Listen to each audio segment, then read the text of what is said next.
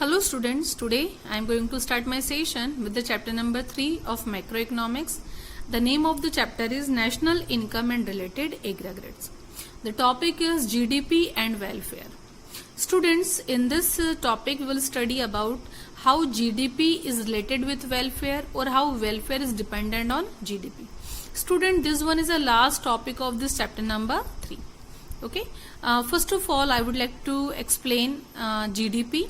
I think I had already explained it in my previous lecture, but once again I would like to revise it. GDP means gross domestic product is the market value of final goods and services produced within the domestic territory of the country during an accounting year inclusive of depreciation. Okay. I would like to start this topic with the real GDP. First of all, I would like to explain what is the difference between the real GDP and nominal GDP. Students, in my previous lecture, I had already explained about what is the difference between nominal GDP and real GDP. But once again, I would like to revise it. Nominal GDP is the market value of goods and services produced within the domestic territory of a country during an accounting year as estimated using the current year price. Students, nominal GDP is estimated on the current year price. Okay. While the real GDP, yes, real GDP is the market value of goods and services produced within the domestic territory of a country during an accounting year as estimated using the base year price. That's why from these two, nominal and real, which one is a better index of welfare? You should always understand real GDP is a better index of welfare, and that's why in this topic I would like to discuss regarding the real GDP. So, real GDP is considered as an index of welfare of the people. Welfare of the people is measured in the terms of the availability of goods and services per person. Increase in real GDP means increase in the level of output in the economy. Students, other thing assumed to be remain constant. These means greater availability of goods per person, implying that higher level of welfare, popularly known as social welfare. It is because of this reason that the planners and politicians in a country always lay emphasis on the growth rate of GDP. I think you have seen in so many news channels the ruling party as well as opposition party, they always discussing about the GDP. Maybe they want that अगर country ने growth किया है तो GDP increase होगी, और अगर GDP decrease है तो country ने growth नहीं किया. It means they always discussing the condition, the present situation of GDP.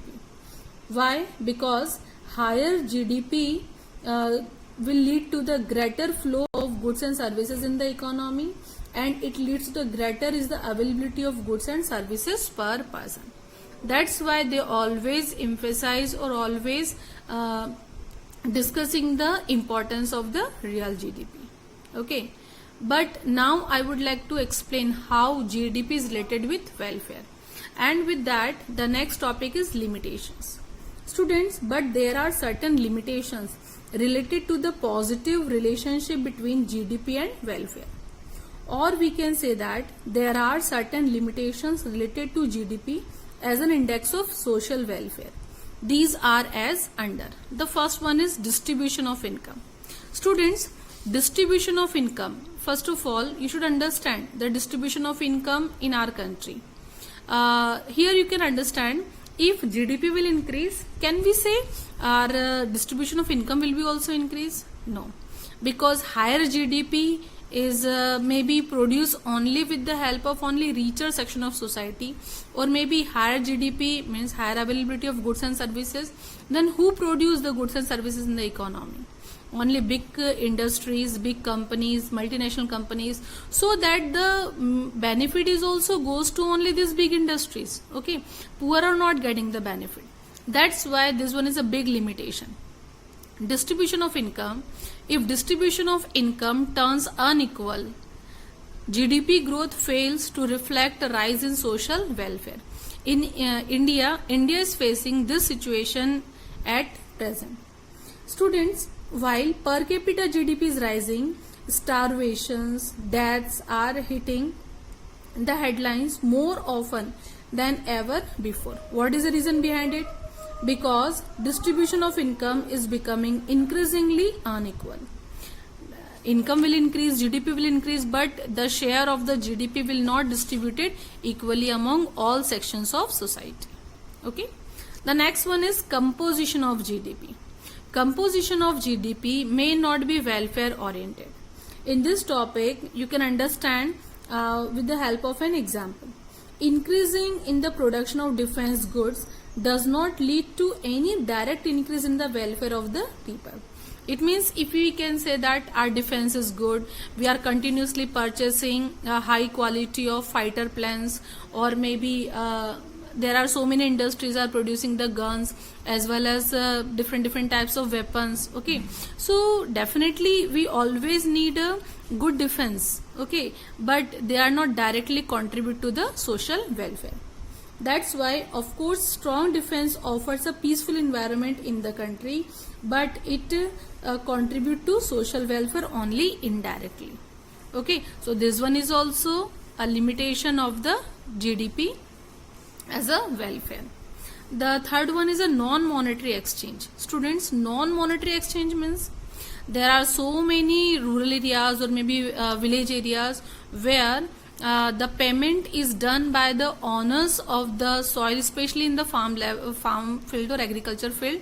They are always paid in the terms of kind in the place of cash.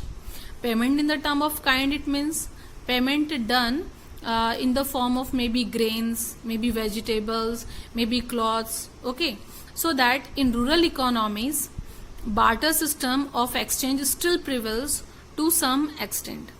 Payments for farm labors are often made in kind rather than in cash.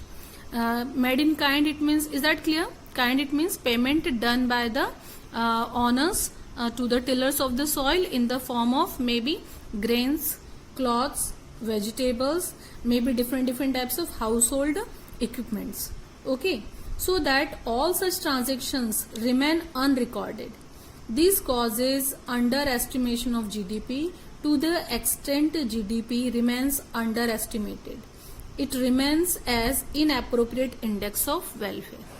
Okay, the fourth one is externalities.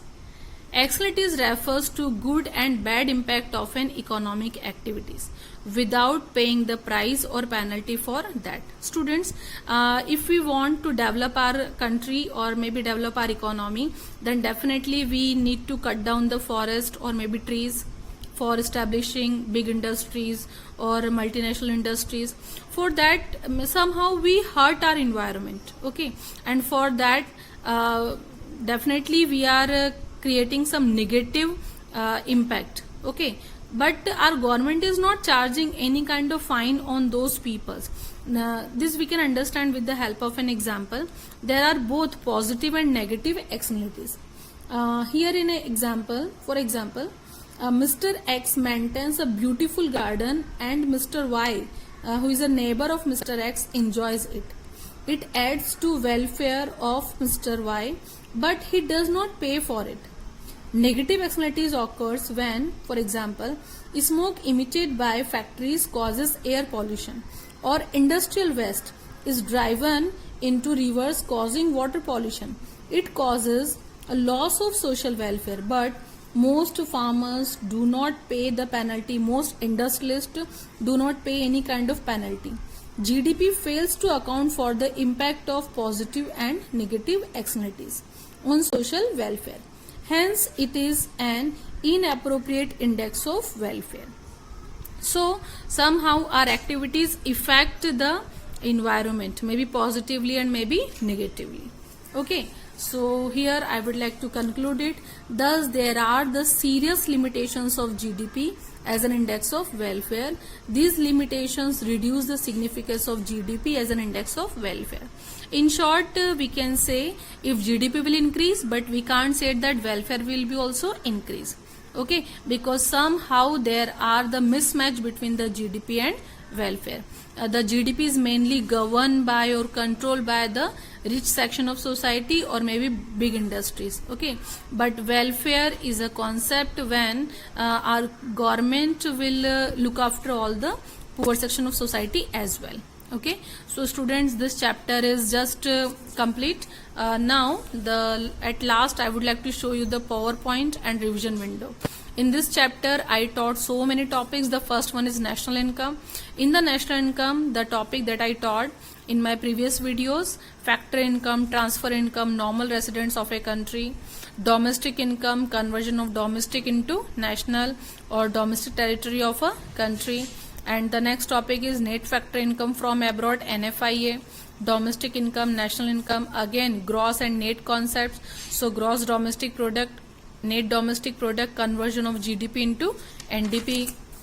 And then at last market price and factor cost. Under this, market price, indirect taxes, factor cost, conversion of GDP MP into GDP at FC, and nominal GDP, real GDP, conversion of nominal GDP into real GDP, GDP deflator, and at last GDP and welfare.